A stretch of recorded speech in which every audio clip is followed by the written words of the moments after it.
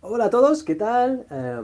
Buenos días, buenas tardes. Estamos aquí en Londres y es un lindísimo día. No se ve mucho desde la ventana del pequeño estudio donde estoy ahora, pero bueno.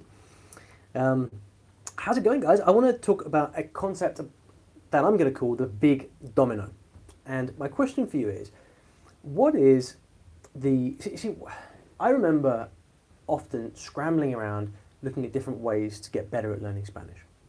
I remember reading different books with tactics and trying different exercises to try and improve what I was doing. But I would often find that there was one thing that I could do that would make everything else easier.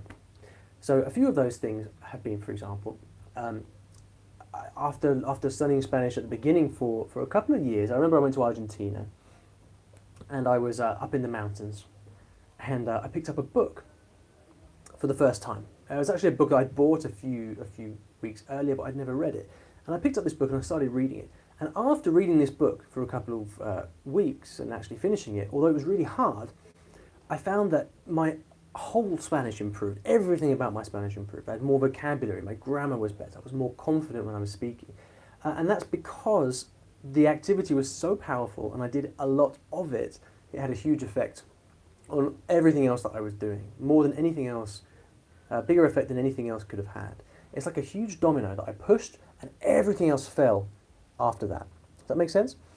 So I want you to think about what is the similar domino that you can push in your Spanish for the stage that you're at right now.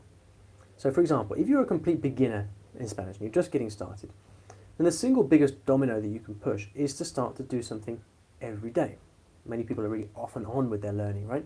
But by actually doing something every single day, you can't help but to learn lots of stuff. If you have been learning for a while, let's say that you are kind of A2, B1 level learner. So you kind of, maybe you've been like studying in textbooks, you've been taking classes, so you have an idea of some of the rules and verb conjugations and things like that, but it's just not really all coming together. Well, in that case, the big domino that you can push is to start to read and listen to lots more stuff in Spanish, every day reading and listening. Using things like, for example, the materials we have in the Fluent Spanish Academy, lots of different material for reading and listening on different topics. When you start to do that every day, what happens is all these things that you didn't know, you just start to learn them naturally, because that's just what happens when you spend lots of time immersed in the language with reading and listening. You could do some more grammar exercises. You could, I don't know, you could try a memory technique or something like that. But the one thing you can do to start improving faster is to start reading and listening every day with interesting material. Let's say that you're more advanced, you're kind of B2 level, and you're actually quite good at speaking, but you kind of just want to get better and more native-like. Maybe you make too many mistakes. Well, in that case, maybe the big domino that you can topple is to get a teacher and to start to get direct feedback on the mistakes that you're making.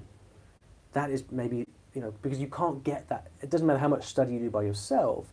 At those really advanced levels, the only way you can improve and figure out where your mistakes are, where the opportunities to get more accurate are, is by getting direct feedback from a native speaker. So that's the one thing, the big domino you can topple that will make the rest of your Spanish much, much easier.